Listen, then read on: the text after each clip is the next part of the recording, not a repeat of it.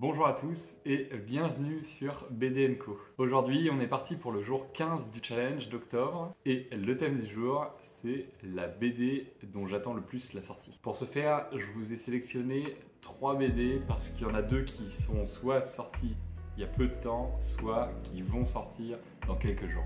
La première, c'est Pocahontas de Patrick Prugne. Vous savez très bien, j'adore cet artiste, j'en ai parlé il y a quelques jours dans mon dessinateur préféré. Et il sort sa toute nouvelle BD, enfin il l'a sortie il y a 2 jours, le 13 octobre, mais c'était en France. Au Canada, là où je vis, malheureusement il le sortira que dans quelques semaines ou mois. À chaque fois ça a quand même pas mal de décalage, mais c'est une BD que j'attends énormément parce que j'adore son artiste, j'adore toute l'ambiance qu'il crée autour de ses histoires et tout ce qui est autour des mythes de Pocahontas. Je trouve que ça peut être vraiment très intéressant.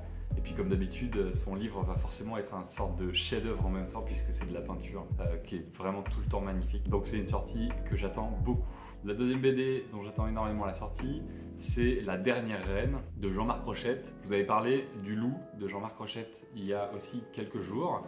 Et bien en fait c'est le tout nouveau Rochette et ça va être certainement encore une très belle aventure entre l'homme et l'animal. Cette fois, il nous emmène dans le Vercors pour nous raconter l'histoire du dernier ours qui a vécu dans ces terres alpines. À chaque fois, il arrive à créer une ambiance très prenante grâce aux situations difficiles dans lesquelles il met ses personnages, que ce soit les animaux, dans Le Loup, on a un animal et un être humain, et ou que ce soit là certainement dans La Dernière Reine où il va raconter peut-être l'histoire des chasseurs, mais en tout cas de cet ours en particulier. C'est des BD qui sont moralement très fortes. Et à chaque fois, c'est toujours un grand plaisir de le lire, même si on sait qu'on va être très touché dans la lecture et qu'on va en sortir souvent un peu triste, j'avoue. Et enfin, la dernière BD dont j'attends absolument la sortie, mais je sais que ça va pas arriver tout de suite, c'est Il faut flinguer Ramirez, et c'est le tome 3 bien sûr. Pourquoi je dis que je ne sais pas combien de temps je vais attendre? C'est parce que tout simplement, le tome 3 avait été annoncé comme sortant en 2021, puisque le tome 1 était sorti en 2018, le tome 2 en 2020. Et il y avait eu une fake news d'une sortie en 2021 du tome 3. Mais en fait, le dessinateur et scénariste, etc., Nicolas Petrimo, a fait toute une déclaration pour expliquer que la sortie n'était pas du tout prévue, qu'il n'avait même pas encore commencé à travailler sur son tome 3, parce qu'il voulait faire quelque chose de bien et de réfléchi, et qu'en fait il a sorti son tome 2 très rapidement, en 2 ans, mais qu'il a trouvé ça très dur pour lui et pour sa vie et qu'il ne voulait pas refaire ça. Il explique donc qu'il veut reprendre son temps pour faire ce tome 3, pour le faire lui-même, sans avoir à mettre de l'argent pour avoir des personnes en plus dans son équipe. Il veut vraiment que ce soit son petit bébé, en tout cas pour finir cette série. Et il veut faire quelque chose de bien. Il explique donc qu'il ne sait pas si ça sortira en 2022 ni en 2023. Bon, 2022 c'est sûr que non.